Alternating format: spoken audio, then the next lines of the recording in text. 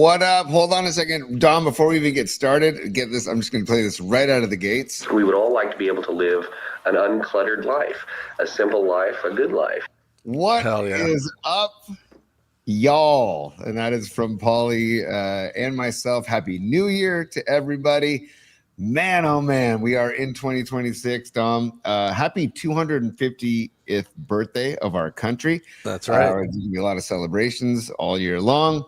Yep. Dude, Paulie, I don't know if he's in Cabo yet. He's on his way to Cabo. I know his destination is Cabo, San Lucas this week. So he'll be sipping on some I'm sure wonderful cocktails and nice. Doing it on the beach. And so I got Dom Peralta today. Dom, thank you for joining us. Yeah, thanks for having me, Tom.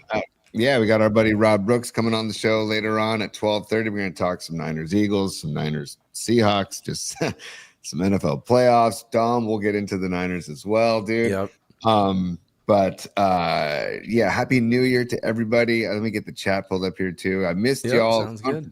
Gone for 2 weeks. Like I think I said before I took the time off, that it wasn't really a vacation because my kids were out of school, and it's, you're doing stuff pretty much every day with the kiddos, and I love those times. Don't get me wrong. I cherish those times with them, but man, oh man, I'm happy for Paulie to get some R&R, and it's really, really, really good to be back. And I see y'all on the chat. I hope you all had a great holiday season.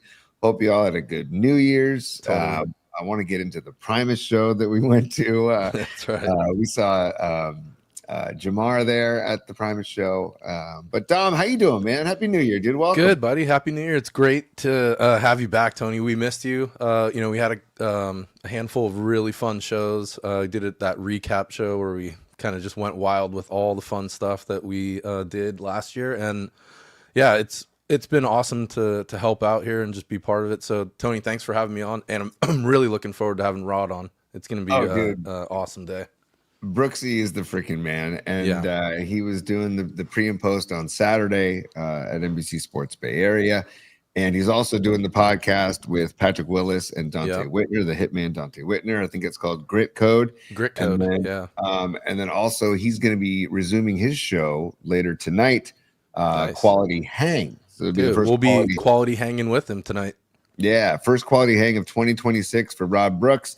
And I think he'll be doing it tonight, and I think on Thursday night as well. I think that's going to be kind of his loose schedule, but his schedule kind of fluctuates because he goes back and forth with NBC Sports Bay Area, and he's doing Warriors stuff as well. And he does a great talk about somebody who is freaking meant for TV. Right. Handsome dude. Oh, so dude. Smooth. The delivery's smooth. Totally. I'd be a mess. Paulie and I joke around all the time. We'd be a mess on TV. Yeah. This is far enough, dude. Doing this YouTube is far enough. Right. Yeah. He's fantastic on TV. I mean, Rod can talk any sports, any team. Mm-hmm. He's so well versed. And then also, go deep on pop culture and music. He's such an awesome guy. So getting to know him last year was fantastic. So I'm really looking forward to talking with him today. I have a couple questions already ready to kind of go over with him. So it should be fun. Oh, and Rod and I, we go back to literally 1998 when he was driving, when he got hired. I'm sorry, no, not 98, 97. You got hired, right? Yeah, got hired out of Houston, and I was working for the Ticket 1050, and so was Paulie. And we got news this guy, Rod Brooks, was driving out from Houston, and he's going to check in on the road. And he joins us from the road, and the U-Haul broke down. He had to go to a payphone. Dude, this is back in the days of payphone, right? This is not cell phone. This is I got to stop and find a payphone on whatever highway it was, maybe Highway 10 or whatever. But it'd be great to have Brooksy on because, man, talk about somebody who I'll never forget. When I met him, he said, I could be moving back to Houston in 6 months. I don't know what's going to happen. And here we are, almost 30 years since he moved out here, and he's made a wonderful career for himself, and he's a dear friend, and he has a great family, 2 boys, and his wife Sarah. So they're all doing really, really, really well in the North Bay. So happy for Brooksy. He's going to join us at 12:30. But Dom, how was your holidays, real quick, before we get into the meat of the show? How were your holidays? It was awesome. Yeah, so I went to go visit family up in Sonora. So up in the foothills, got to spend some time there and go check out my cousin's ranch. So really got to just kind of disconnect for a little bit. And then New Year's was really quiet, super chill, Netflixed and chilled. So it was awesome. Got to catch up on Stranger Things. So nice. That was great. Yeah, I'm catching up on Stranger Things as we speak. Yep. Speaking of New Year's Eve, I feel like if I don't go to a show on New Year's Eve, it's just good to just chill out. Yeah, totally. There's one or the other. I don't know. The in-betweens of going to parties and stuff, and we went to a fun party. It was fine. But like, I don't know. I'm all about celebrating the 9 o'clock New York New Year's when I go to a party, because making it to midnight and having the kids make it to midnight and all that jazz, it's pretty difficult, man. And so, but we were playing beer pong. Oh, nice. Shout out to our buddies, the Andersons, who have this beer pong table. And there's a whole bunch of rules in beer pong that I wasn't aware of. Like, oh, no way. Yeah, but it was killer, man. I haven't had a good beer pong session in a long time. I don't know about you, dude, but it was great. It was great to have them, like basically you can swat the ball away, which I didn't know. If you want to try and throw it on in the air, right? Yeah. But if the person who's throwing decides to try and bounce it in the cup, then you're allowed to try and swat it away. Oh, okay. And then also if there's a team of two and they both make their shots, they get to go again. So there's rules I didn't even know about beer. Yeah, these are all new rules to me. Yeah, dude. And it's good to have light beer when you're doing beer that's pong, the key. Because and also I'm an older guy. It's not like I go around playing beer pong that much anymore. So when I walked to the party, I was like, dude, is that beer pong out there? Oh my god! And of course, it was pouring rain. So a lot of fun on New Year's Eve. Dude, a good break. Just before we get into all the nuts, meat and potatoes. By the way, hold on a second. Let me get into the soundboard here, Paulie. Oh yeah. Warm it up. Hang on one sec. Oh yeah, it's business time. You know what? In the new year, dude. Let's go.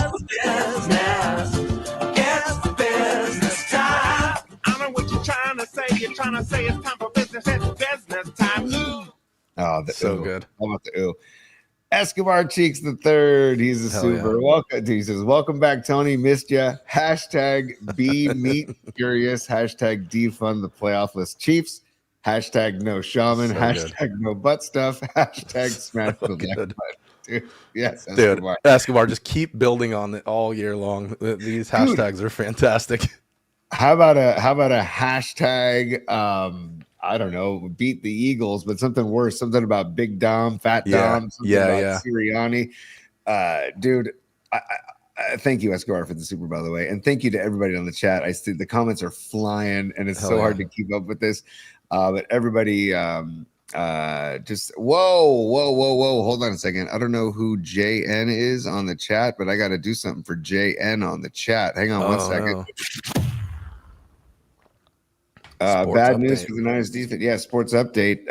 And this is usually the Fareed Sports Desk.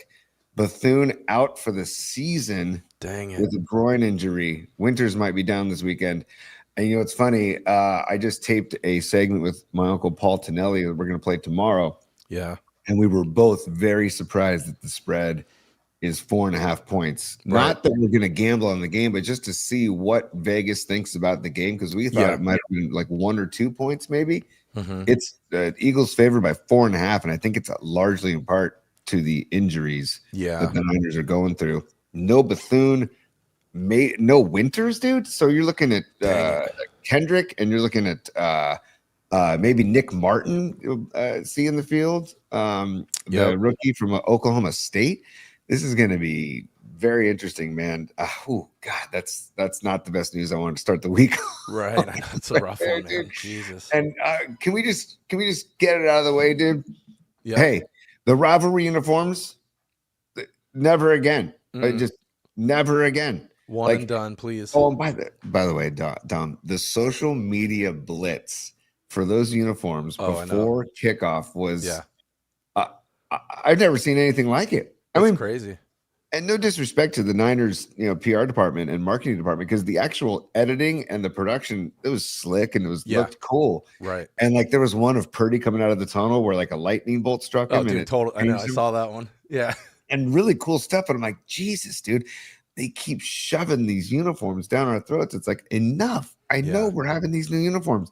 I mean, that Paulie and I have joked around about there being a Levi Stadium jinx, and now there seems to be like a rivalry uniform jinx. Totally. We all saw that kind of coming. That was such a weird game. Did you catch the game in its entirety, Dom? Yeah, I caught the whole thing pregame, all the shenanigans about the jerseys, and like from a design perspective, like I do like if you look at just the jersey itself, like the saloon font is nice. Yeah, but on the field, I forget who it was. I think it was a national guy who's actually still having trouble identifying some of the player numbers, just because like the contrast is not that great.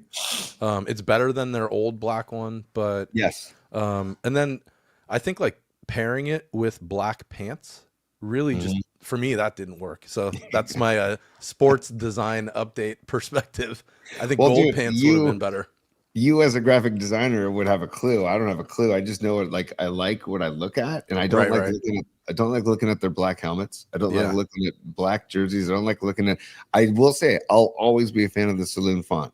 Yep, always, same. And I don't mind the faithful. Yeah, cool. Right above the numbers. That's fine too. Yeah, it's just I feel like they have such great unis, I know, and to cherish those. I mean, dude. I don't know. I mean, I get it. It's marketing. Yeah. It's trying to reel in the younger audience. I get it. But I think too much black. Like gold should have been used more. I think that would have really helped. Like a gold helmet, gold pants, something like that. I don't know. I'll try and Photoshop it and send it over to the team.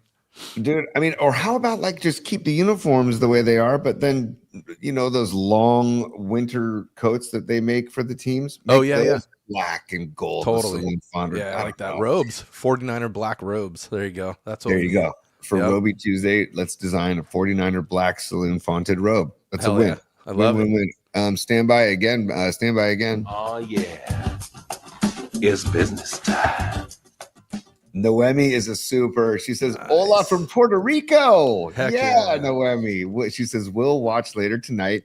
Feliz Año Nuevo. Shout out to my PR brother, Cheeks. She says, hashtag Go Niners, hashtag No Black Unis, hashtag hit the like button. Love you all. Love you, Noemi. That's and awesome. Hey, have fun in Puerto Rico. I've always wanted to go to Puerto Rico to check it out. I have some friends that are Puerto Rican. It seems like a very, very fun place to visit. Excuse me, Dom. Yeah, totally. And I think before Noemi headed out on the trip, hi, Noemi. Hey, Ray. Have fun down there. We were looking it up, and I think the Puerto Rican Winter League playoffs for baseball are happening right now. So I think Noemi may try and catch a game, which would be that would be a dream to go see some winter ball in Puerto Rico. Yeah, that would be amazing. Hey, Noemi and Ray, if you guys do go to a game, snap some pictures or just snap some pictures no matter what, and we'll show them on the show. Because if you guys are repping the PMP Familia in Puerto Rico, please send us some pics. And thank you so much for the super, you guys.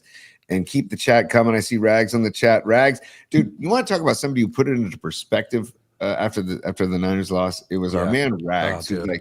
He's like, hey, you could be me and watching a pointless Dallas New York Giants game on Sunday and not being in the playoffs. Yeah. So when you get that kind of perspective, I also talked to a couple of Raider fans who were like, hey, easy with the complaints.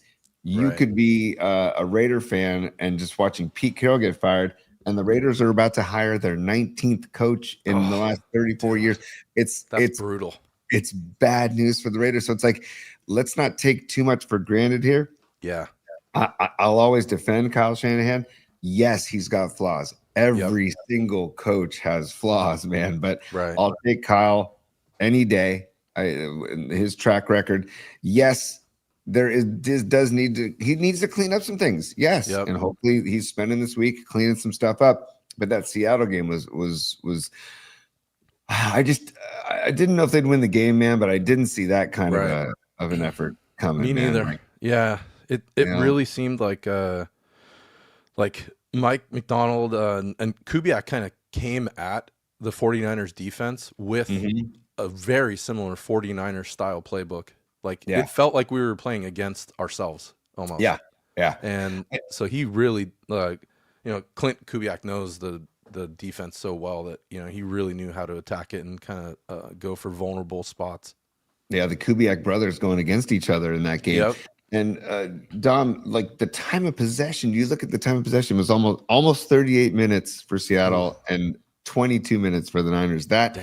So I read people complaining about the defense.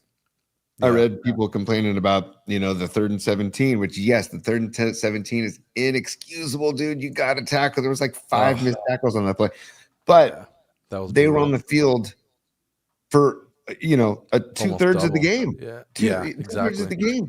So it's like you can't fault them, and they only gave up 16 points. I mean, yes, their kicker, missed two, but I feel like they didn't play horribly, right? Right. And I'm sorry, man. And this is why I love Christian McCaffrey, because he owned it immediately, but he's got to catch that ball. He just has to catch that ball. Such a fluke play.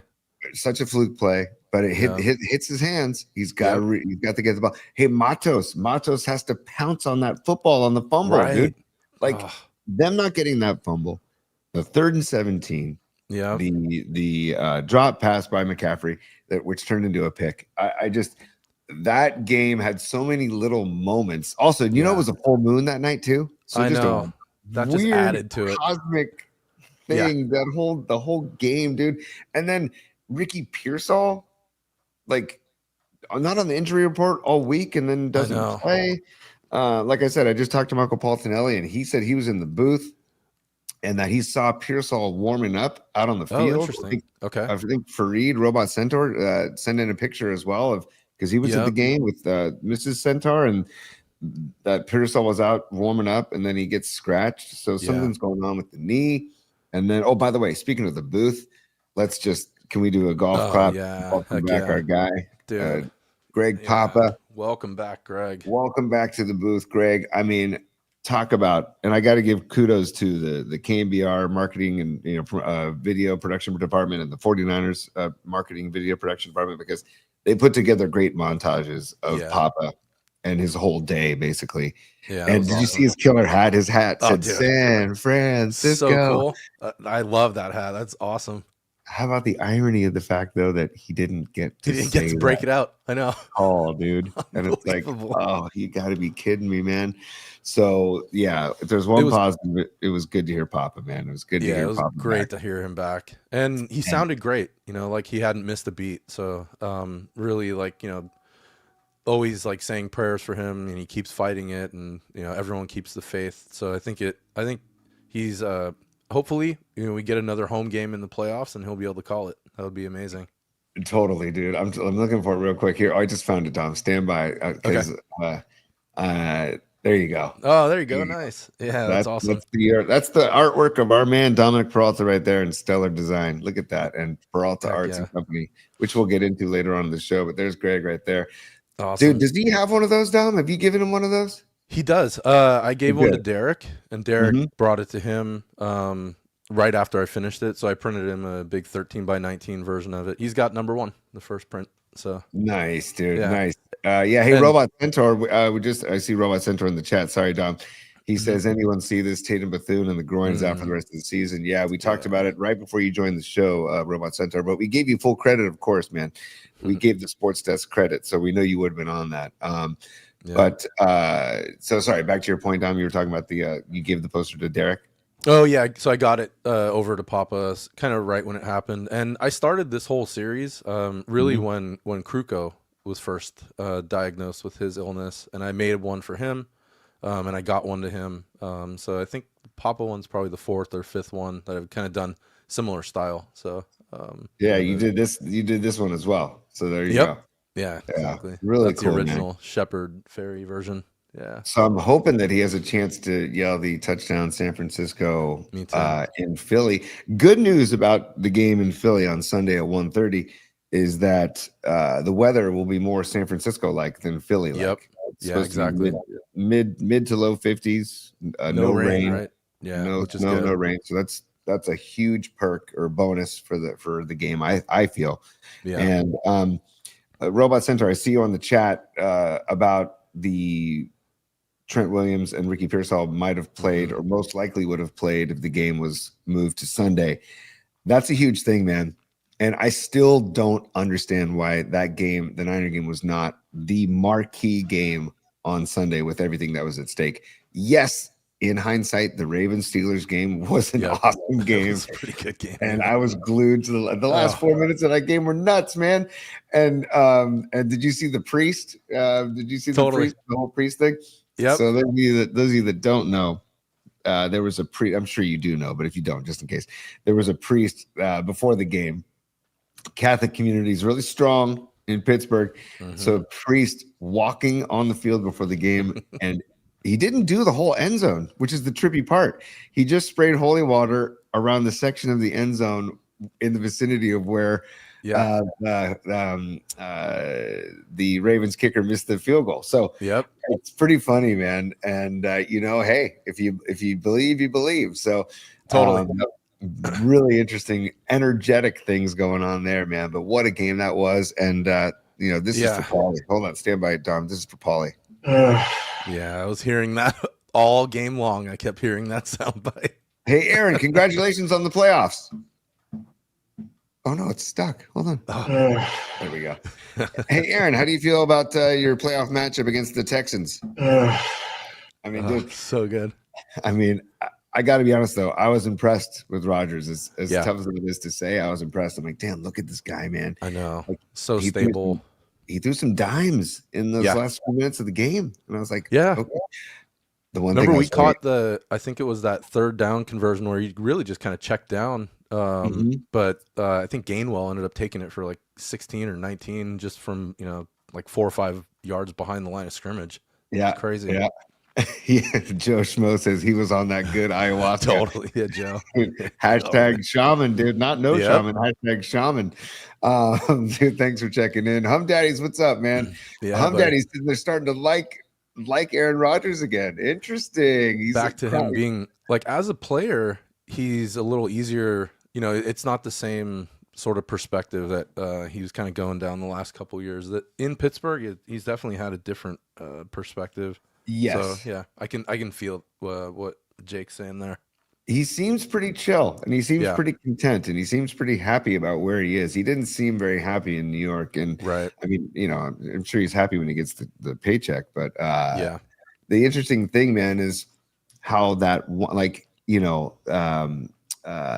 Steelers missed the PAT. Right, to make it 26-24, and then the Ravens missed the field goal. And I saw Lily Merchant on the chat. Lily, you're damn right. The Ravens still had time to go for a touchdown. They didn't have to kick the field goal yet. Right. So that was an interesting choice. Yeah, there was like 12 seconds left probably. They could have run at least one more play, taking it down maybe another 4 or 5 yards with Henry. But that was kind of weird how they kind of finished that up.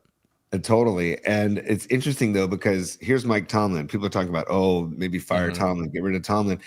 Dude, that's how crazy it is. Like, if the Ravens kicker makes that kick, is Tomlin getting fired today with the rest of the coaches that have gotten fired? Like, it's so interesting to go down those paths, and it's like, hey, you can't do it because they're getting ready to play a playoff game. So such a fine line every single time. Such a fine line. I mean, here, stand by.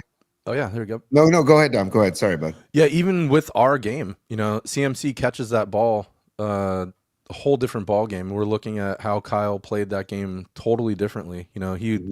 Looking at the stats, time possession, even just on the offensive side, he did seem to call the game pretty conservatively. I know we were going back and forth with Los all game about that. But that is the fine line of the NFL, right? So it's such a tough one. But back to the Tomlin question, I think he's still surviving even, no matter what. He's such a rock and staple to that organization, unlike the Raiders, right? So Pittsburgh's had 3 coaches in the last 30 plus years. So it's and I'm a Tomlin guy. I've always liked Tomlin. So me too. I support him sticking around. Stand by, Dom. Okay. It's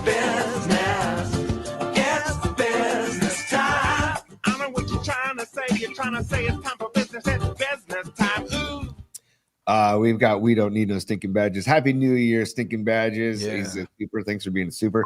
He says, did you see Rodgers' answer to the retirement question after the game? And I did, Greg. I did see that question. Basically, I don't know if the question needed to be asked, basically, at that time. Because I'm like, you know what? They just won a really emotional game to extend their season, to go to the playoffs.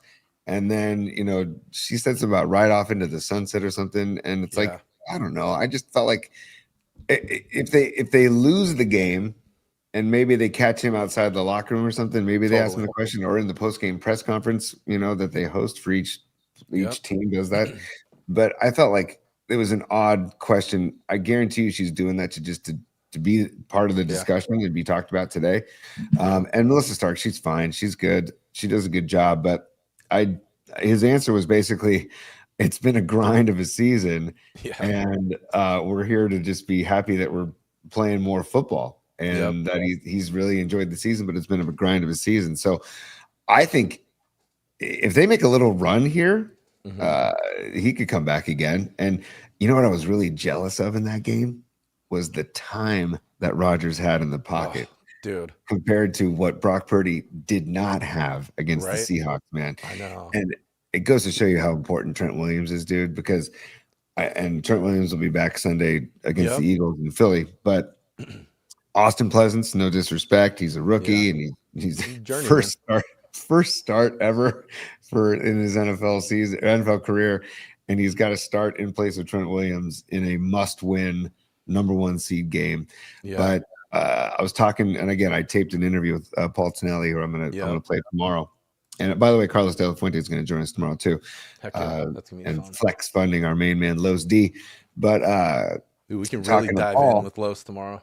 Yeah, totally. But talking to Paul too, watching football with Paul, I've talked about this numerous times. He's really fun to watch games with because he'll see things that I don't normally see. Right. But he also taught me to watch a game and don't always watch the ball. Like sometimes just pick a player and watch that player on the play. And I do that often. And I did that with Pleasance more than a few times during the game. And same. He's a huge mountain of a man. Dude, you see he's all in with that red beard. Yes, totally, dude. He's a mountain of a man, but he's also, he's not as quick on his feet as Trent Williams. So it's like, man, that was a detriment not having Trent Williams on the O-line, dude. And that was tough stuff. And I don't know, it felt like one of those nights where it's just when that interception happened, I'm like, oh, it's just not meant to be. It's just not meant to be. No, like, exactly. When weird stuff like that is happening, and again, we get cosmic on this show, and in honor of Paulie being on the beach in Cabo San Lucas, getting cosmic, like the full moon, just there were a lot of things weird. The uniforms, I don't know. Particles were not lined up. Yeah, and I did something similar, Tony. So last week, I had picked Pleasance as my stud because he had a heck of a game last week, filling in for Trent. Emergency right after that first play. So I picked him out too the first quarter and watched, a bunch of his plays, just kind of focusing on him, and you could see it just was he was in over his head. You could totally tell. So it was not his game for sure.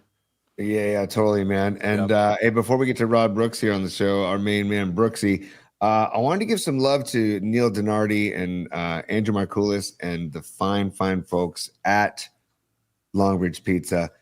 Longbridge, by the way, Neil is downstairs right now. They're closed today, but Neil is downstairs cleaning up all the holiday decorations and getting it ready for the launch of 2020. Nice, Dalton. Thank you, brother. We got to get in the oven. Yeah, right here. Let me get rid of the banner too, so you can see get the full display. But saw Neil a bunch over the break. Dude, awesome. Neil, we talked about this on the show. Neil's family had the holiday party at the South San Francisco Bocce Courts. Yeah, we showed a bunch of the photos from that while you were out. Yeah, dude, it's the best, right? So great family hang with Neil. Went to Primus at the Fox Theater in Oakland with Neil. And just getting to know him more and more, he's all about the vibes and just the collective goodness. I don't know, and creating a good time and a good, I don't know, just making sure that everybody has a good time. And it's not just like that hanging out with him at a Primus show or whatever. It's that's the vibe of Longbridge Pizza and the Vibe Tribe. And dude, I talked to there's 3 different families over the last week that went into Longbridge and had some pizza and enjoyed themselves. And they would text me back saying, "My God, is it damn good? My God, is it damn good?" I'm like, yeah.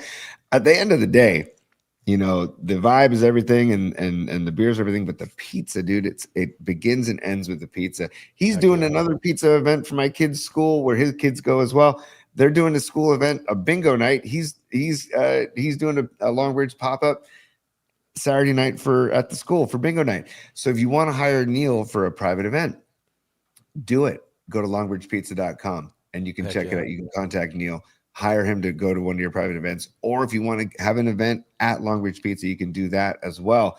By the way, the Dubs are hosting Milwaukee. Giannis is in town. If you're going to Chaser on Wednesday, go to Longbridge Pizza beforehand.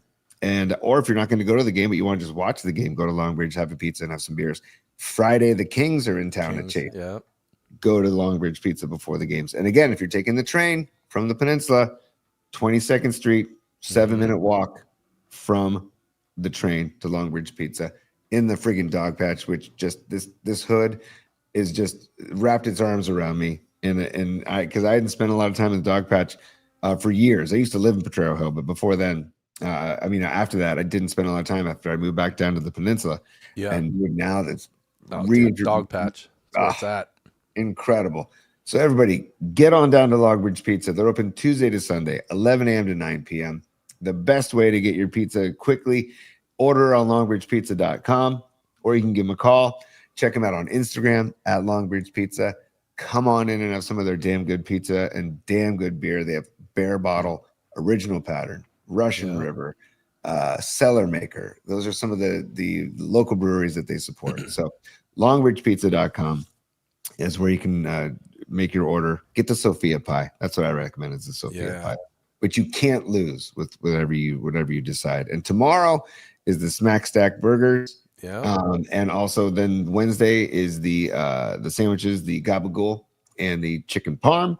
And also you can get the meatball sandwich as well. And then Thursday's the Detroit style pizzas. So get into Longbridge. I think the Centaurs, Fareed and Mrs. Centaur went into Longbridge recently too. That's right. They got their hot and honey. That's the move. Hot and honey's got fantastic. And it's got Copa on it. How many pizzas in the Bay Area have Copa on them, dude? So, but beautiful. So let's move on from Longbridge Pizza, and now to the bottom of the hour, as they call it in the industry. Let's get to our main man, Dom. Let's welcome our main man, one of our all-time favorites, Rod Brooks. Let's welcome Brooksy to the show. What's up, Rod Brooks? Fellas, Happy New Year. Yeah. Happy New Year, Brooksy. What's happening, man? Man, it is all good. Well, I mean, except for, this past weekend. Other than that, it's all good. Dude, I still can't believe that game went down the way it did. But first of all, thank you for keeping your background the way it is with your snow maps.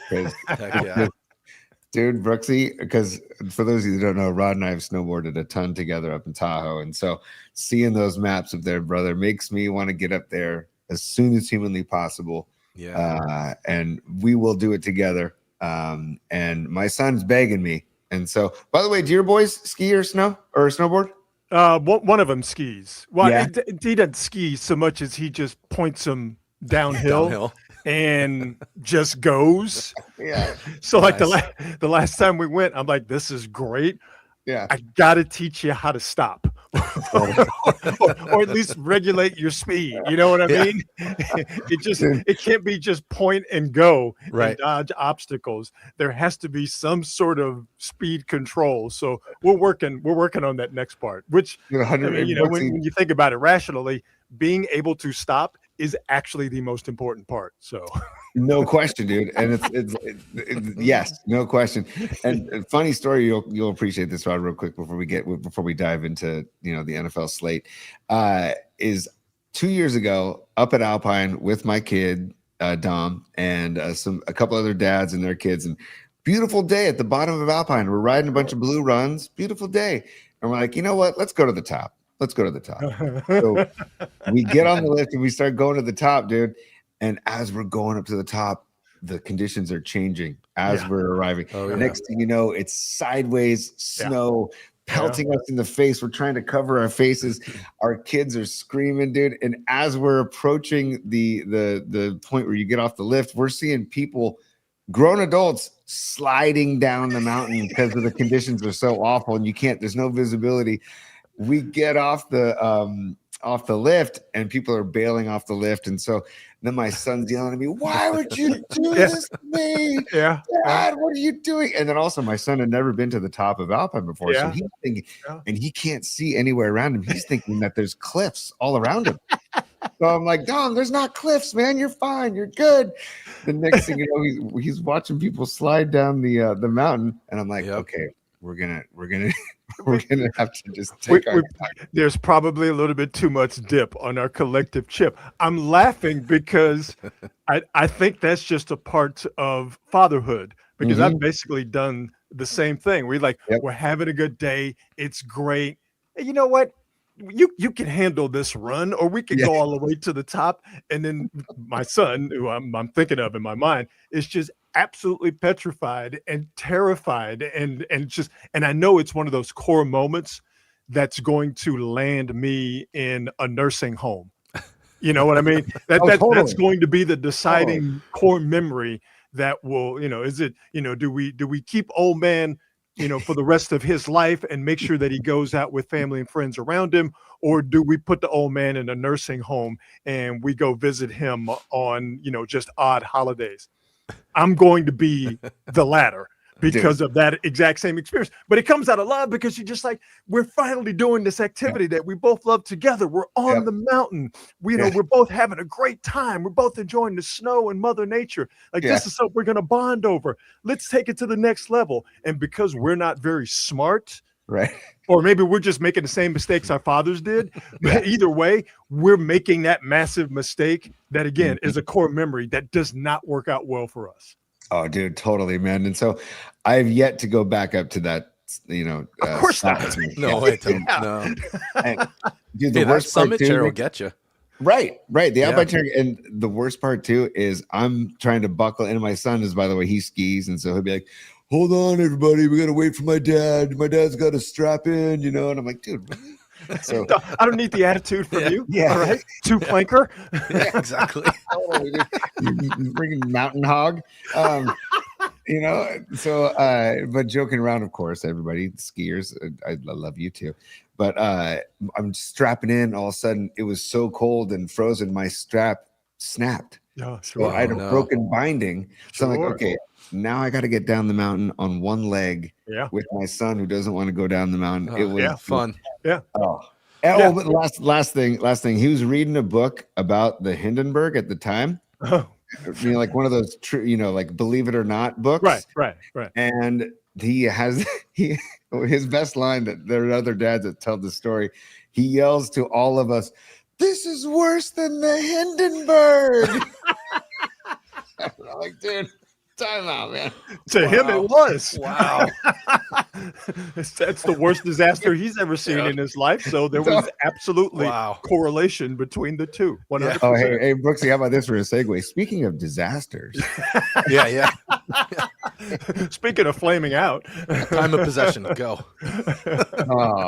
Hey, first of all, before we get into that, though, nuts and bolts, Brooksy, you're back on the air tonight. Quality Hang, right? Yeah, man. Quality Hang. We're back from our little holidays sabbatical. So myself and the homie, my friend, your friend, everybody's friend, the co-host of Quality Hang, Marcus Osborne, will be back in the mix tonight live at 8:00. So we'll be back on our semi-regular schedule, live at 8 on Mondays and Thursdays. So just wanted to hip the folks, hip the PMP Army that Quality Hang. It will ride once again. Awesome. Live tonight at 8:00. So get back in the mix like sugar and cake. How about it? Nice, dude. Nice. Brooksy, I love it, man. Welcome back to the fray. Speaking of the holiday break, did you happen to see Snoop Dogg's halftime show on Christmas Day? Did you happen? I did not. Dude, it was really good. And I have reasons, but no, I did not. It was really good. Like, better than Snoop's a great performer. Dude, yeah. I tip of the cap to that guy for staying relevant, for staying connected, for staying hip, for staying whatever you want to call it, man. I couldn't be a bigger fan of that guy as his career, as he gets deeper and deeper into his career and his life, man. And I'm late to the party on this, and I didn't know about this, but I guess it's been around for a couple of years now. We have the elf on the shelf, but the Snoop on a stoop. It's too good. Yeah. Well, I mean, that's the thing. Think about it for a second. Yeah. Calvin Broadus from Long Beach, California, is, you can make a case for, is either the best rapper of all time, just based on longevity, based on output, based on cultural relevance.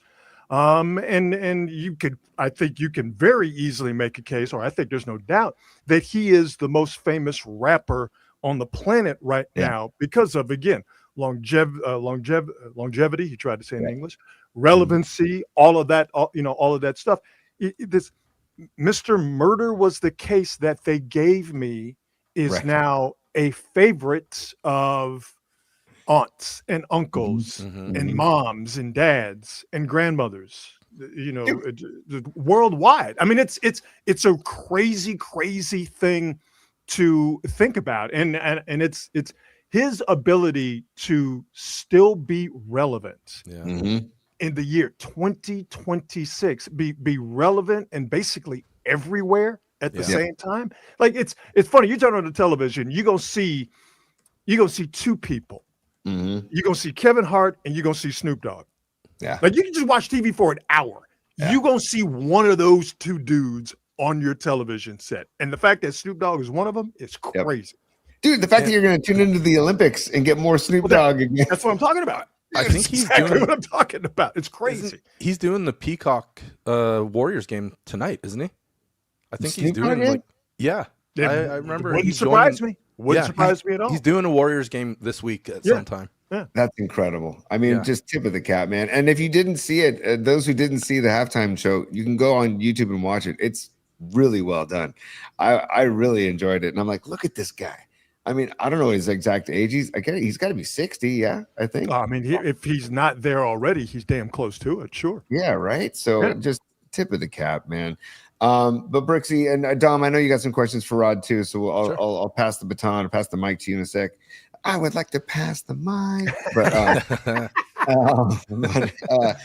Brooksy, before we talk Niners Eagles, I feel like I need to process this game, right? Yeah. And I know you can help me and help others process that game on Saturday.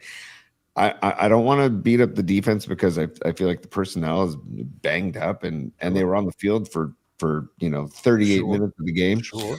But I felt like there weren't many adjustments. And I talked to my Uncle Paul Tonelli.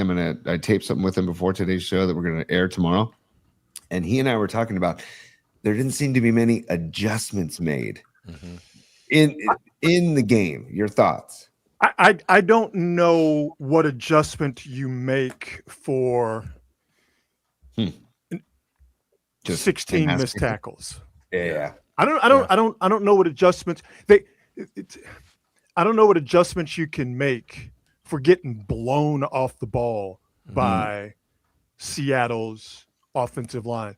I take Pro Football Focus individual grades with a grain of salt, unless I need them to prove a point I want to make. So I'm going to use Pro Football Focus's individual grades for one Seahawks player to prove a point I want to make. The highest graded player in Week 18 was Gray Zabel, offensive lineman for the Seattle Seahawks. Wow. He was the highest graded player. Wow. Rookie left guard. He and the rest of that Seattle offensive line, which is a good offensive line. Yeah. Not as good as I think in the Bears in total, but a very good offensive line. They blew the Niners defense off the ball, the front, and then were able to get to the second level. So you combine that with poor angles, bad tackling, over pursuing. I don't know what defensive adjustments you can make. I don't know what defensive adjustments you can make for not having a pass rush, mainly due to the fact that the guys you were counting on to have you to help you with your pass rush, most notably Bosa, Michael Williams, are just simply not there. This is, I've said this on Quality Hang. I've said this on Niners Pre and Post and NBC Sports Bay Area, that when the Niners were winning and taking nothing away from the wins, because, hey, man, you take them and you stack them. But when they were beating the Browns and they were beating the Giants and they were beating the Panthers, they were getting away with things that you could get away with against lesser opponents. But when you run up against a defense like the Texans, that's going to hurt you. When you run up against a defense like Seattle, that's going to hurt you. And you look at the last two below par Niner performances, what's the main thing that you come back to? Those are the two best defenses the Niners have seen all season long. The Texans and the Seahawks basically jam you into a burlap sack and beat you with the stick over and over, especially if you don't have, and I'm flipping now to the Niners offensively here, especially if you don't have your starting left tackle who makes everything go as far as your run game is concerned, does everything he needs to do and helps you out in terms of pass protection. And it's not an accident that the Niners, their left guard rotation when they had Burford and Brindle, but their left guard or Burford, and now I'm blanking on the other guy's name. But when they had their left guard rotation and Brindle in the middle and Pooney, that it was working because Trent Williams' play had elevated. So taking him out not only messed you up and being able to run the ball and pass protection, but it made the job for Burford and for Brindle harder, and they had probably their worst games of the season. So now if you're Seattle defensively, everything's in front of you. And they're the best tackling team in football. Matter of fact, I think they only missed 3 tackles over the course of the entire game. Everything was in front of them. They tackle well on the edges, and they knew that they were not going to get beaten deep. Why? Because you didn't have Ricky Pearsall. Right. So for Seattle, a really good defense, they were facing a Niner team that almost had both hands behind its back. Because even if you have George Kittle and Christian McCaffrey, if George Kittle has to stay in and block because you have Austin Pleasance out there at left tackle, he can't get out there and threaten the middle. But you really couldn't threaten the middle anyway because Seattle was squatting on everything because they knew that nothing was going to get behind them. With Seattle being very good defensively, particularly against the run, all they knew that they had to do was clog up the middle, which they were getting great penetration because the middle of the Niners offensive line was not performing well. Clog up the middle. Christian McCaffrey had nowhere to go. And they knew again that if it was in the middle, they were going to be able to see it, rally, and tackle.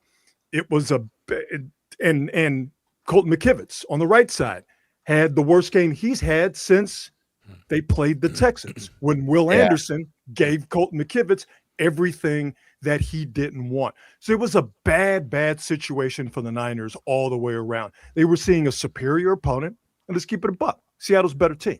They were seeing a superior opponent, and the Niners were hurt not only defensively because of all the injuries, but mainly offensively. They couldn't control the clock. You guys mentioned, I'm glad you did, time of possession. Seattle, and I have it in my notes here, Seattle, before that game on Saturday, they were time of possession. Here it is. They were 22nd in time of possession. Okay, 29 minutes. They had the ball for, 38 minutes? Yep, a little under 38. That's a big 10 minutes. The Niners, 8th in time of possession. What did they have the ball for? About 22 minutes. Yeah. Third down conversions. Seattle on the season, offensively, one of the worst third down converting teams in the league. 39%. They converted 50%. For the Niners, what were they, 2 for 10? 2 and 9, I think. Niners are 51% on the year. The best team in the league in converting third downs. Why couldn't they convert third downs? Because your left tackle wasn't there. Because you had to keep in your all-world tight end, and because you couldn't stretch the field. I'm not making excuses. That's just what it was. Seattle kicked their asses, but the Niners really were powerless to do anything about it. And then when you add into the fact, I know I'm being long-winded here, then you add into the fact the Niners' season-long bugaboo of what? Losing the turnover battle. Not being able to get turnovers killed them in that game. If they're able to get one turnover, one turnover, that one that hit, what was it, Gross Matos in the hands? And I know we're talking defensive lineman, whatever, but oh my God, it hit you right in the hands. They get that turnover, maybe it's a different story. They get the ball in the 20. They get the ball in Seattle's 20 or inside the 20 on that play if Matos can grab that rock. But here's the trick. Do they score? Right. Well, then there's that. Then there's that, man. And Brooksy and Dom, I'll let you take it after this. But Brooksy, I think the point in the game where I was like, God, was out of the locker room. They got, first of all, end of the first half, 3 timeouts on the board. Yeah, I had a problem with that. They didn't use them. I'm like, what? Come on, because they stopped Seattle on the first down with under a minute to go. I think there's about 50 seconds left on the clock. They stopped him. I think they stopped him for a loss on that play. Yes. And then they didn't call a timeout. I'm like, what are we doing? We got 3 timeouts. We could get the ball back and at least get 3 here is what we're thinking, and get the ball out of the locker room. And then coming out of the locker room, I'm like, that very unimpressive possession coming out of the locker room with nothing to show that they were trying anything different. And then they try that flea flicker, and it's like, Seattle didn't take the bait at all because they, like you said before, they didn't have to. There was nothing behind them they had to worry about. Right. They didn't have to worry about anything. So it's just those 2 moments of the game. I'm like, man, this is just not what I'm used to seeing. And I will say, sure, Seattle's a better team. They're also the healthier team, and I don't think they're that much better. Yes, defensively, yes. But I don't think Darnold's a better quarterback. I don't think the receiver. Yes, Smith and Jigba is better than Jennings or Pearsall but then we have Kittle and McCaffrey. So I think they balance each other out offensively. I don't know, man. I'd love to see them again. Is basically what the point. Oh, sure. But you'd love to see them again with Trent Williams and Ricky Pearsall. Yeah. The thing about Seattle offensively and where the Niners failed. Number one, they couldn't stop the run. And you want to talk about season-long problems, that's been a problem. But the Niners were able to get away with that because of some of the competition that they were seeing, or the Niners offensively, like they did against Chicago, were just able to put up points, anytime that they wanted to. But again, the Bears defense compared to the Seahawks defense, there is no comparison. So the Niners were able to get away with things and also impose their will based on the opponent that they were seeing. But the Niners being unable to stop the run. Seattle had 115 yards in the first half. And that tells you everything you need to know. So they were hitting the Niners on the ground. They were converting third downs, but more to the point, they were protecting Sam Darnold. All right. Yeah. And so think about all the times that they were able to use passes to running backs as basically long handoffs. Yeah. And when they needed to go to Jackson Smith and Jigba, which was only a handful of times, they were able to do that. So Sam Darnold was efficient. I want to say he was like 20 of 27, no touchdowns, but more importantly, no interceptions. Prior to the game, he had 9 touchdowns and 9 interceptions in 8 games. Yeah. They couldn't stop the run. I was telling Don before you came on, man, I was watching that Sunday Night Football game last night. So envious of the pocket that Aaron Rodgers had all night and all the time he had all night. Because Purdy was under pressure the entire game. Dude. And I've always said your quarterback's as good as his O-line, man. And so if you don't have time, you're screwed. And the receivers can't run their routes. Purdy doesn't have time to do checkdowns. And I was joking around with, I think it might have been Dom or somebody over the weekend saying Purdy needs to look at his first option. And if it's not there, he needs to go. He needs to take off because there's no time. And so I, like you said, not having Trent, huge deal. I just think that I'd love to see them again, but first I got to go through Philly. Dom, go ahead and take it away, man, because I've been hogging the mic. Go ahead. No, gotta get it out, baby. I understand. That's what I'm here for. That's what I'm here for. Yeah, Tony, I think conversation we were kind of having during the game was it was interesting, kind of the clock management in the fourth from Kyle's perspective. Like, sort of expected him to get into almost like a no huddle, since they were so down in time of possession. Rod, what did you think of like kind of the offensive side game plan down the stretch, let's say in the fourth quarter, and how kind of Kyle approached that? I liked, and I wish I would have seen a little bit more of it, starting to move Brock around in the second half, mainly in the fourth quarter. For me, and this is not even a hindsight thing, this was actually while the game was going on, while watching Brock Purdy having no time in the pocket from the jump and being skittish, understandably, because there was no time in the pocket and there was nowhere to go downfield, and understanding that if he did throw it short, chances are it wasn't going to go for much. Right. So he was really left with that only option. I thought maybe moving the pocket was something that should have been earlier. I'll say this about the flea flicker and the trick play. For me, that told me that they knew they had no chance of winning because Kyle Shanahan abhors trick plays. Right. He ain't a trick play dude. Yeah. Okay. Right. That's Mike Shanahan's kid. All right. That's just not not how Shanahan's get down when it comes to offense. To me, that was I understand why they did it. I'm glad that they did it. But to me, that was an admission of defeat, that they had nothing for Seattle based on what Seattle was doing and what the Niners had done and what they did not have in terms of Trent Williams and their tackles being under siege. And then that means the middle of the offensive line is under siege, which means Purdy's under siege. It's a perpetual, terrible motion machine. So I think by that time in the fourth quarter, it was just, hey man, let's try some stuff and see if it works and see if we get lucky. But I think once that 3rd and 17, see, to me, I understand. I understand the focus on the offense. Yeah. But I'll say it again. Without Trent Williams and without Trent Williams and without Ricky Pearsall, they were unable to do to Seattle what they did at the beginning of in week 1, which is control the clock. Ricky Pearsall had 4 catches for 108 yards. All right. That without having either one of those guys, you were in trouble. Defensively, understanding the Niners are completely and totally beat up on that side of the ball. They gave up a 3rd and 17 on a run. Yeah. I'm so sick and twisted. I've watched that play probably 10 times. Oh, God, Tony.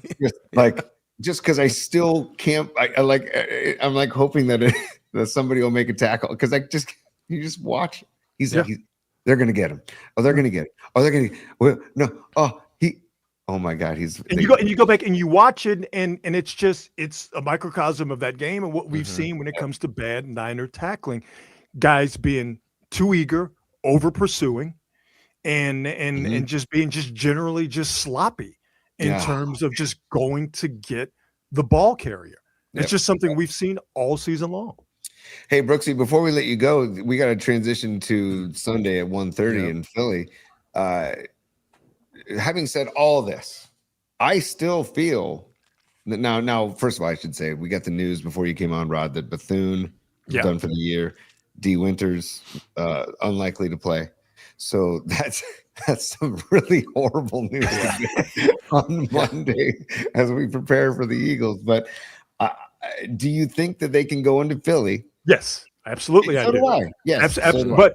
But is Trent Williams playing and is Ricky Pearsall playing? Right. Because also that news about 9 injuries, the news came out that Ricky Pearsall re-aggravated his PCL last week, presumably in practice, which is why he could not play. Yeah. If Trent Williams doesn't play, I don't think they have a chance. If Trent does play and Ricky Pearsall is able to play, they have a chance, because again, the formula is there. Philly's defense just as good as Seattle. Okay.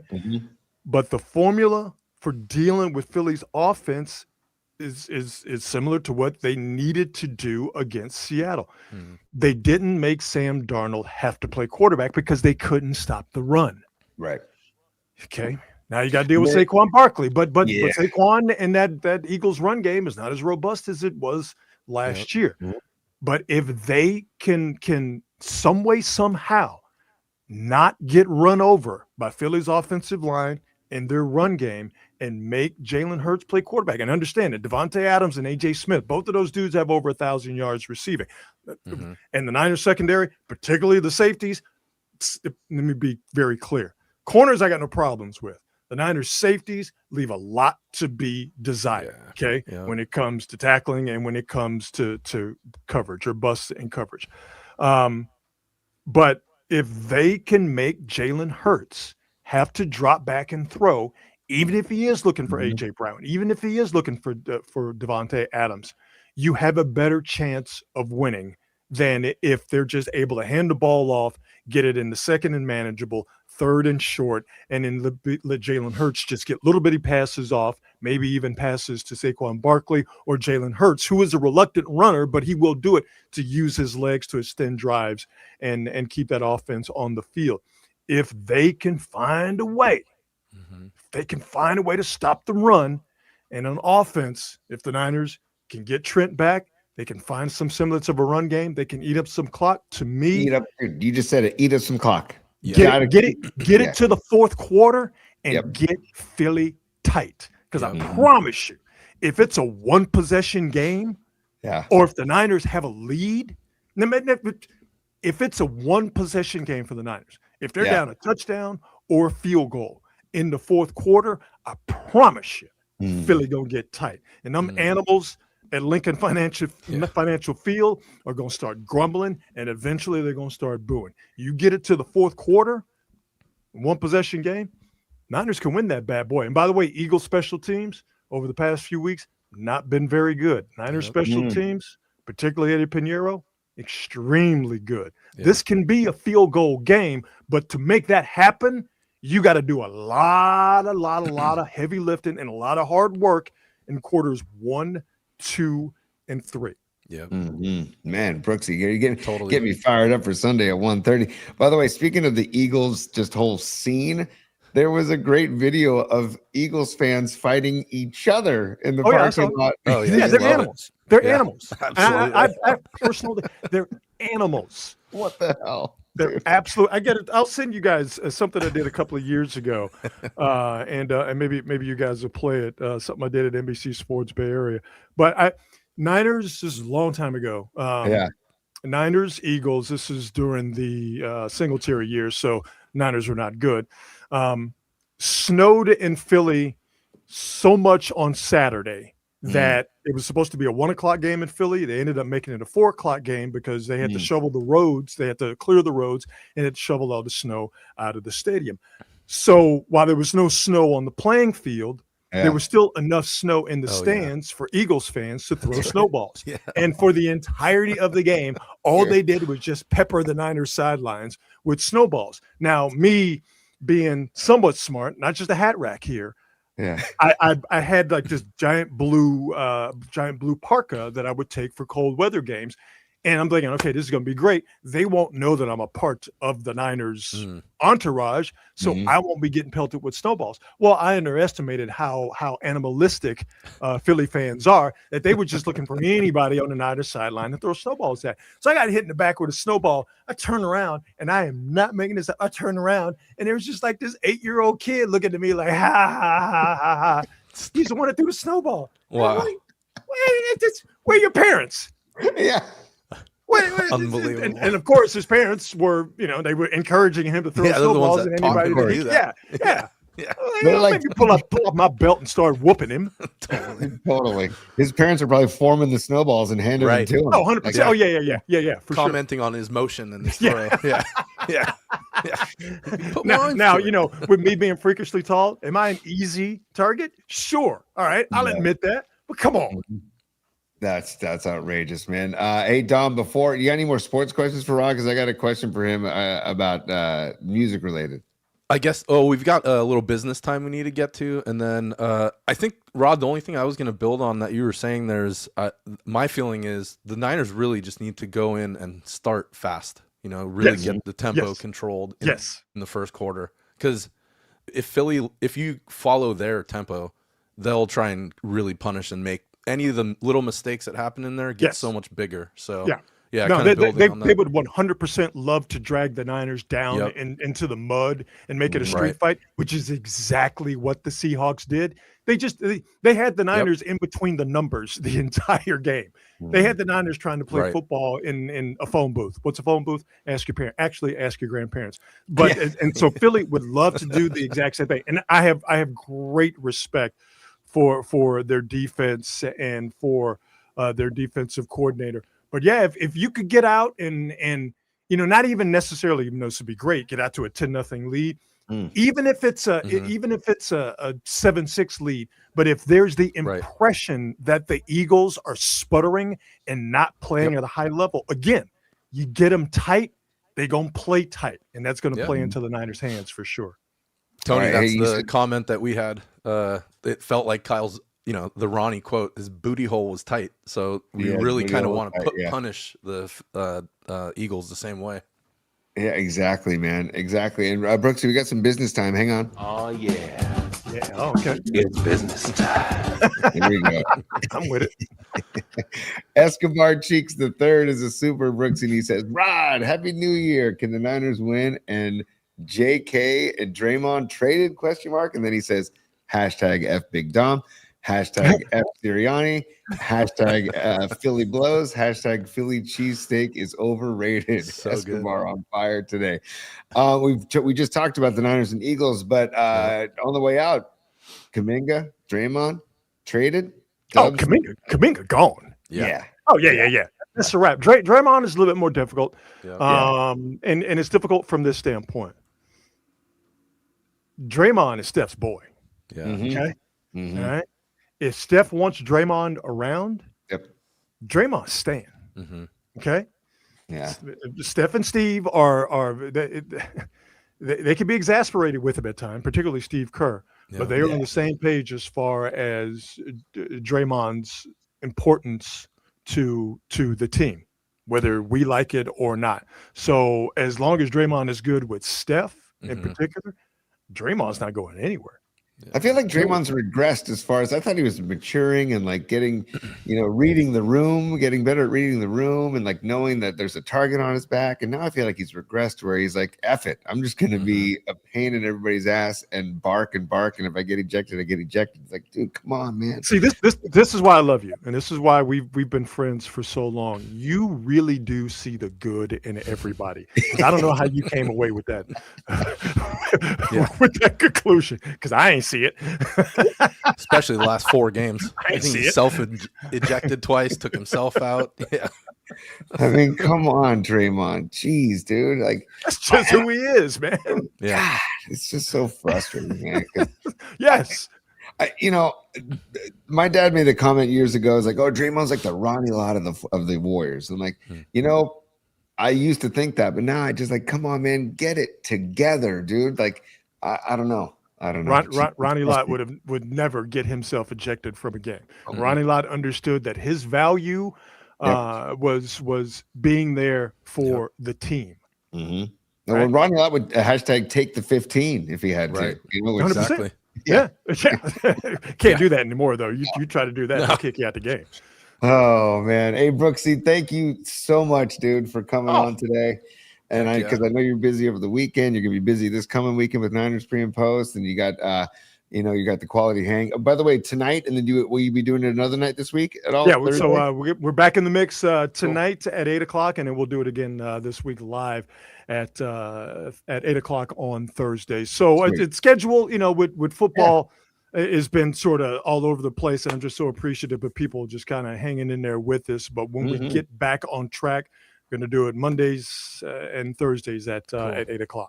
That's awesome. And also, dude, big tip of the cap to you and Dante Whitner and Patrick Willis for the content you're putting out with those. Yeah, man. Yeah, the Grit Code, man. Awesome. We do it every week. Grit Code podcast, real easy. Google it. You'll find it. It's starting to get some traction, starting to get some movement, man. It's really Dante Whitner's baby. I don't take any credit for it. I'm just there.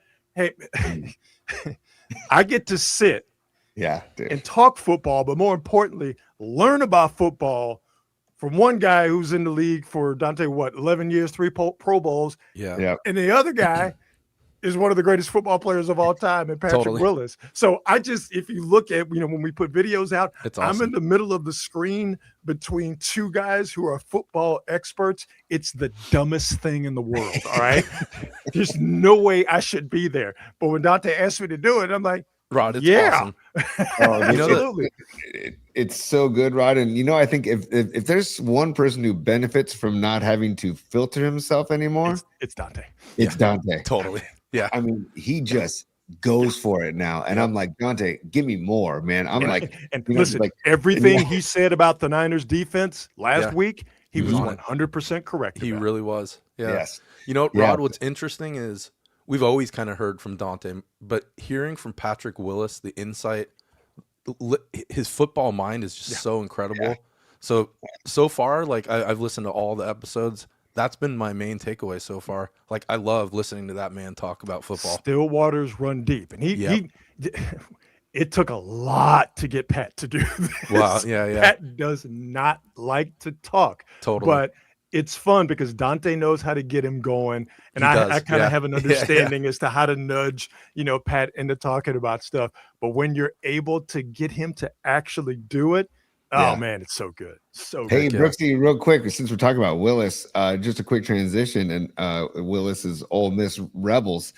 The Ole Miss win over Georgia, huge win. Oh, yeah. Talking about college football, I mean that Ole Miss Miami game is going to be very interesting, man. I'm looking forward to that game. I can't lie. Ole Miss, Georgia, I was rooting for a tie with the moderate number of injuries. Because, I mean, I don't, being an LSU guy, I'm hating on everybody. I don't want nothing. Why you in the playoff? I don't want you to win gotta nothing. Love Bama being gone, though. You got to love Bama being out of it. That's cool. No, absolutely. I love that. But I also want to see Georgia out. I want to see Ole Miss out. So, man, I'm all about the U now. I'm with Michael Irvin, baby. Let me get it up. I'm all about the U. I don't want Ole Miss to win. This guy, by the way, this has nothing to do with Lane Kiffin. This has everything to do with the University of Mississippi. I don't want Ole Miss to win nothing. Nothing. Ever. The hate is strong. Hey, I know. I just this talk about SEC fans root for other teams. Then you don't know SEC football and you don't know college football because you are smoking crack if you think fans of other SEC schools are like, boy, I can't wait for Mississippi to represent us good in the playoff. I want Ole Miss to lose by 1,000,000. And by the way, here Greg Stinking Badges is a super as well. He says, "Get Willis to suit up for Ole Miss." Yeah, heck yeah. Nice, Greg. Totally. Thanks for the super Stinking Badges. Hey, Brooksy, Tony, you had a music question, right? Well, no, but I was gonna say, gosh, I had something else on the. Oh, dude, Michael Irvin, the footage of him with the belt on the. What are we doing, man? What, dog, that's Michael Irvin. I mean, but that's who he is. Yeah. Like there's nothing. That's the same dude we've been seeing for the last 35 years. Yeah, it's the exact same guy.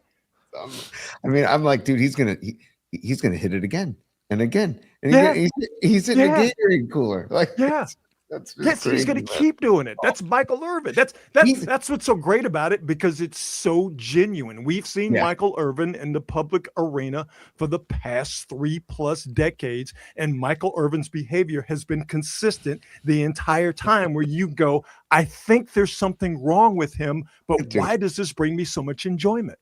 Well, Brooksy, he's so out there that Ray Lewis wanted nothing to do with it, dude. Right? Yeah.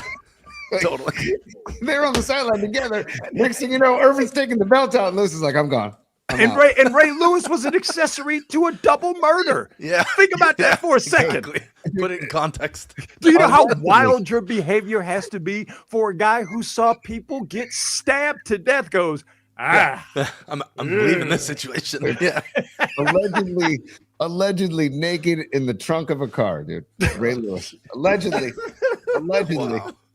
Wow. Well, he without sin cast the first stone. Hey, lastly, Brooksy, dude, Paulie and I, Neil Denardi, David Drutzy, we went and saw Primus at the Fox in Oakland, man. And dude, I said to Paulie at one point, I'm like, Brooksy needs some Primus in his life. Never seen them. Never seen them. Okay. Never seen them. Okay. All right. So we'll got to get you because it's weird. It's wacky. It's funky. It's heavy. I mean, dude, it is like nothing. These are all my favorite adjectives. I'm with it. Nothing else. Dude, he comes out in a pig mask. There's people. There's clown. There's people dressed up as clowns in the crowd. Like it's just. Listen, I'm the son and the nephew and the cousin of people who saw Parliament Funkadelic. Back in the day. Heck yeah. Oh yeah. Like, my family saw, they saw Diaper Man on stage. Dude, come on. Yeah. Why am I not seeing Primus? Yeah. That's my fault. So next time they come around, and Jamar, I see you on the chat, dude. Jamar was there at the show. We ran into the show, man. Saw that picture. And the people that are there, it's like going to like a Rush show. The people that are there, know that they're serious about their Primus music. Yes. And nobody's there to mess around. I will assume not everybody was holding their phones up. No. Everybody was actually engaged with the show. What a concept. I know, right? Yeah. That's why Jack White does it. Prince used to do it. Like, give me your phone. As you walk in the building, give me your phone. Just give me your phone. Let me do you a favor. Yeah. Give me your phone.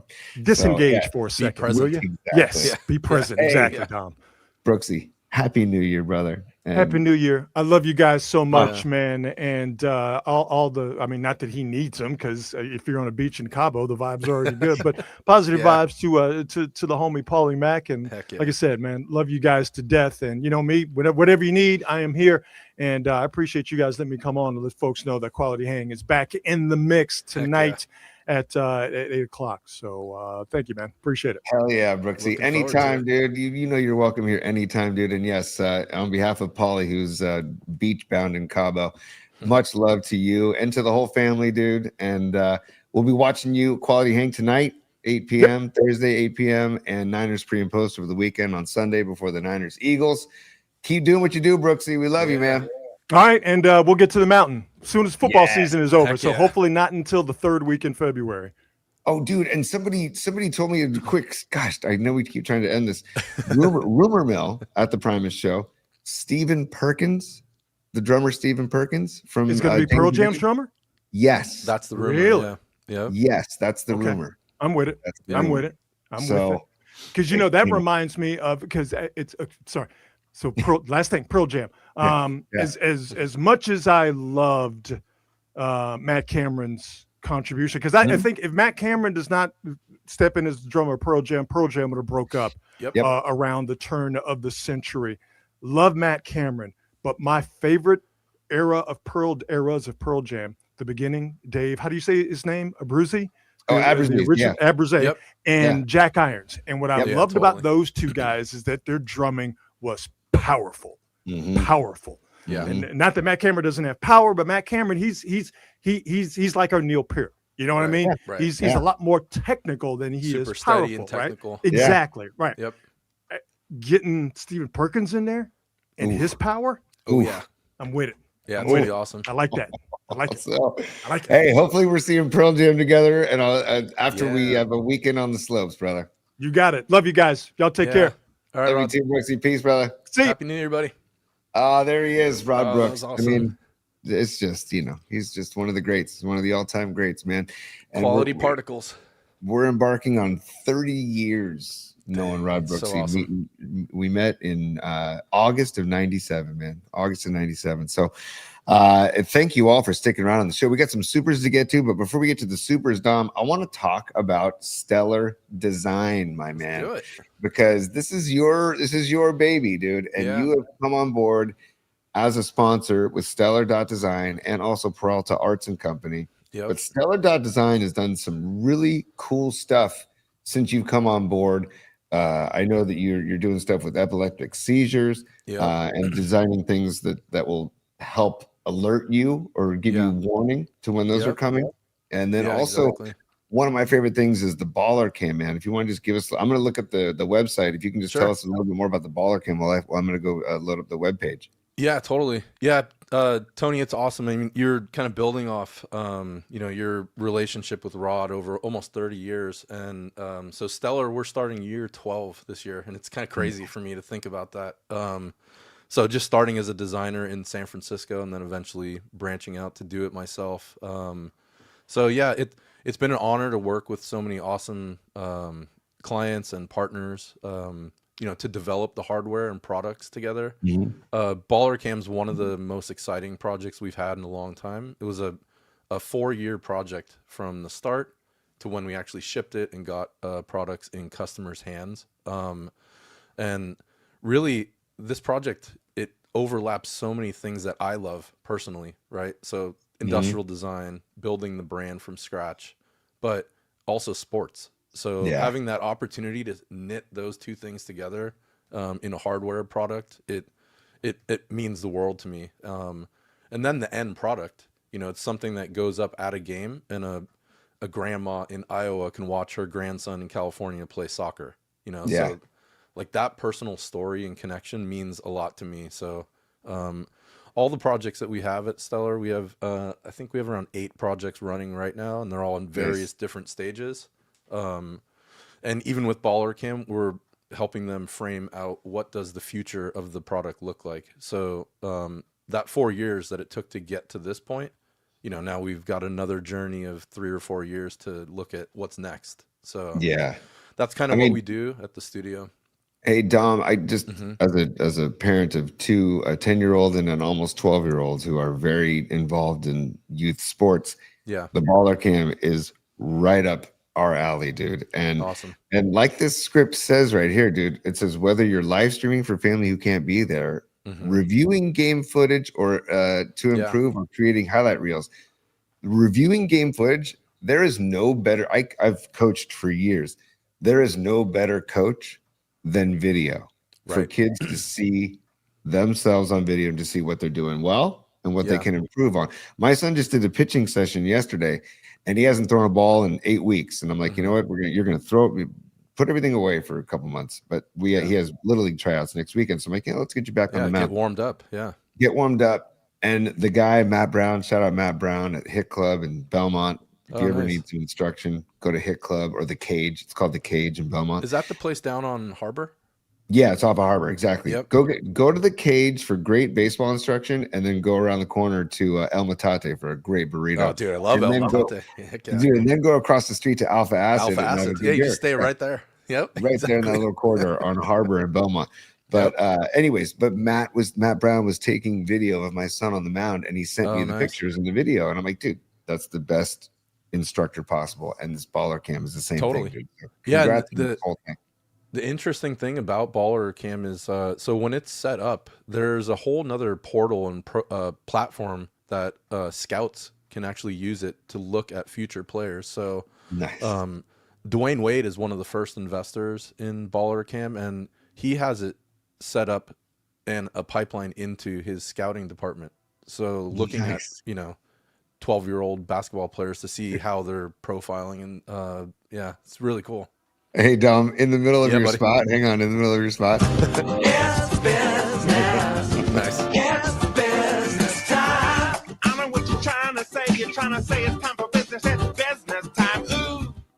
Patty from Napa with maybe the line of the day. Maybe the Niners need Baller Cam. Totally. Yeah. That's so good, Patty. Ironically, they're an investor in Baller Cam, so I think they need to start using it. Yeah. Phenomenal, dude. Phenomenal. But hey, good. If you're looking for Dom's services, contact Dom. You can email him, Dominic@stellar.design. Dominic@stellar.design. Or Dom is like me, he's a night owl. He's up at all hours. You can contact Dom, give him a text or give him a call, 650-796-3144. 650-796-3144. That is Stellar Design and our main man, Dominic Pearl. So thank you, Dom, for supporting the show. Yep. And for all that you do for our show, brother. And 2026, man, Paulie and I were just texting yesterday how we feel 2026 is going to be a phenomenal year for the PMP Familia, for the PMP show. We have a new sponsor to announce in a couple next week, actually. Yep, and we're working with another sponsor after that we hope to start in February. So things are moving in the right direction, and it's all because of people like you, Dom, and everybody that watches this show. And really just kind of the reciprocity, man. Go back to that word, reciprocity, man. So thank you, I feel Dom. like we're surrounded by a bunch of movers and shakers in the PMP Army. It's pretty awesome. So I feel honored to help contribute. Dude, speaking of that, man, Aaron Kask, I owe you a massive apology because Aaron is a super. And he did this super back at 12:26. And here we are nearly an hour later, Aaron. So I feel like I should buy you a beer the next time I see you to pay for this super because you did this an hour ago. But thank you, Aaron. He says, let's hope it's business time for Ricky Pearsall on Sunday as opposed to sit on the sideline in street clothes time. Yep. Huge factor. And I never thought that this early in his career, he would be such a need and such a factor. But it's true. Yeah. He can create separation. He can get down the field. He can run those deep routes. Big time, Aaron Kask. Totally agree with you, brother. Patty from Napa, she's a member for Patty. Thank you. Nice. She's re-up for 7 months for the PMP VIP. You can do that. Again, if you're watching the show on YouTube, please smash the like button. Get that algorithm working for us. And also, if you want to become a member of the PMP VIP and get some extra footage, win tickets to things, you can you can subscribe there on the YouTube page as well. Thank you, Patty, so much. Pine Needle, he's up there as well. He is a new member for a month. PMP VIP. He says, I got a pop up to do this. Also, remember, we're still playing football next week. This is awesome. Yeah, just one bad game, dude. Perspective. Thank you for the perspective. Pine Needle. And I use Rags. I use Rags as perspective, man, because he was like, hey, you could be me watching a pointless Cowboys game where they didn't even let Dak get to a certain, I think, passing milestone. You know, that's right. Well, it's just a bummer. And then Patty from Napa was a super earlier. Hey, Patty, she says, oh, there we go. Now must start positive particles. Yes, today was a processing. Today was therapy. Today was like, let's get it out of our system. Let's just process that really tough Saturday night, because I was ready to like have that be a victory and party into the wee hours of the night. Right. Still going now. Yeah. Exactly. But and it wasn't the case. So and I was getting ready to celebrate the fact of being the number 1 seed and having a week off, but that's just not the case. So hey, it is what it is, and happy to be where we are. She says, suit up, shut up, beat Philly, and remember what Ronnie Lott sacrificed back in the day to win. Yeah. Hashtag awesome. LFG Niners.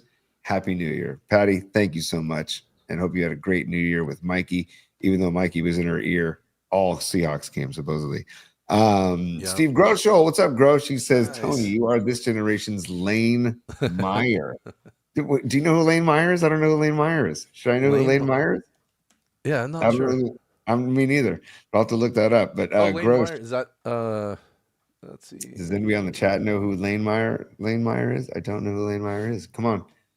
Oh, Better Off Dead. John Cusack. That's his actual name. Yeah. Nice, dude. That's so good. About going deep in the archives, man. Oh, that's awesome. Well, hey, Dom, dude. That's so good. Thank you so much for today, dude. You're welcome, Tony. This was super fun. Yeah, I want to thank Rod Brooks as well. Yeah. And Tony, I had one question for you, kind of going into, so as we kind of prepare for the week, you know, like this season for the 49ers, so many challenges, you know, and they've overcome a ton just to get to this point. So I love Pine's comment, and same for Patty's. But does this remind you, or is there any familiarity for any other playoff runs? It could be even from another sports team in the area, but is there any familiarity or something that like this is kind of reminding you of from the past? That's a really tough question to think about. But what ultimately or immediately separates it from anything else, Tom, is the injury factor, right?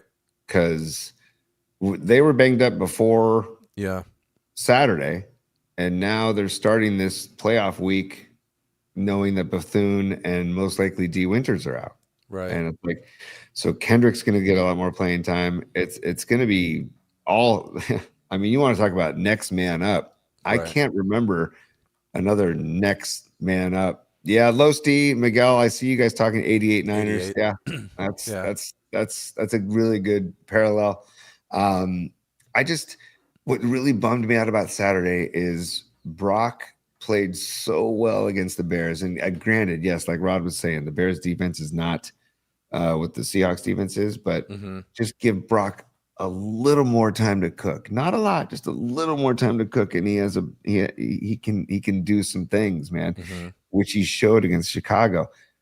We need that O-line to protect. We need Trent Williams back healthy. Need to protect Brock just to give him a little more time, get the players to get the receivers to run those routes, get Kittle more involved, get McCaffrey more involved, get the play action more involved, get Brian Robinson Jr. more involed. It's just they can do it, man. They can go into Philly and do this. But I think so too. You know, a lot of things. Hold on, what is Robot Center? He says, I'll be a bit relieved once the season is over.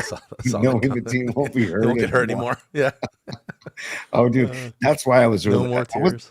It wasn't like a matchup thing that I was hoping for the bye. It was just a health factor. Right. That's all I was hoping for. Yeah, just rest and health. I am so envious of the Seahawks being like, oh, we can just, kick back and hang out. Well, so it's just not the case, So, but, who knows? It's still wide open in my book. It's still wide open in the AFC and NFC. They're both wide open. So go play the game. Dude, the college football playoff is a testament to go play the games. Exactly. Because if you just go by the rankings and go by the reputations and go by the previous records, then you'd have Bama and Georgia still in it. You'd have Ohio State still in it, but all those teams are gone because they played the games and teams rose up, man. So it's not going to be easy in Philly, and it's going to be a super tight game, but they can definitely get it done. So, and now my dear friend Bob Wentz, who's a big Philly fan, we've talked about Bob on the show. He has the Christmas tree farm. He's a local buddy of mine and soccer coach and a great dude, but he's a huge Eagles fan. So now I'm gonna have a week of trash talk with Bob and my buddy Antonio Velez too, who's actually lives in Philly. So I was thinking maybe we should reach out to Kate Scott and see if she can do a quick hit with us at some point. So just so everybody knows, Friday, exactly. Just so everybody knows the schedule for the week as we wrap up here. We're gonna do a show tomorrow. Los D is going to join us on the show, and Paul Tonelli, my uncle Paul Tonelli, is going to join us as well. I taped something with him this morning. And then we're going to do a show on Friday. So Monday, Tuesday, Friday will be the schedule for this week. We'll do a big show on Friday. I want to talk to Fareed about Friday as well. Oh, yeah. And then Kate Scott, and then maybe tape something with Kate. If she can't do it Friday, just tape something with her and play it on Friday. And then next week, after Sunday, Paulie will be back, and we'll be back full throttle. Full force ahead for 2026, and just cannot wait to just embark on this whole 2026. Because, dude, we're like, what, 7 weeks away from spring training? So first game of spring training. So that's a whole other thing. I mean, we already started talking about opening day shirt design. So we're warming up. Dom and I already have an opening day shirt. So I think we're good there. But thank you all so much for joining us today. And I hope we did a good job while Paulie is, down there in Cabo having a good old time, or at least on his way to Cabo. Then just able to get some good, much-deserved R&R, because I texted him during the 2 weeks I was off saying, I miss not being there, but I definitely have enjoyed just, taking a little break and recharging the battery and getting to spend a lot of quality family time with my kids. So that's awesome. Really good stuff. Love you all. Dom, thank you so much, dude. And it was a blast. Dude, I can't thank you enough, man. And we'll continue tomorrow. Any final thoughts, Dom? I think we didn't really touch on it today, but go Sharks. Celebrini is just continuing to escalate as one of the youngest, brightest stars in the Bay Area. So maybe tomorrow we'll bring up a couple of plays. I know Rod said, Shanahan doesn't like trick plays, but Celebrini will pull one off, and he'll do it with style. So we might need to take a look at that tomorrow. I love it, man. And Celebrini is like a once in a lifetime generational talent. Yeah. Yep. And we're very fortunate to have him here in the Bay Area. And again, he's not even 20. It's crazy. Right. And if the Sharks were to get into the playoffs and then make a run, or is the beginning of a something to build around, and there's like a buzz of Sharks hockey, because back in the day, that buzz was super thick and super strong, and the fan base will erupt if they were to ever win a Stanley Cup, man. So totally. Go Sharks. We can talk more Sharks tomorrow. We'll have Carlos de la Fuente, Los D on the show tomorrow. Paul Tonelli. We'll be back high noon tomorrow. Thank you all for tuning in. And until then, Dom, stand by. Business hours are over, baby. It's business. It's business time.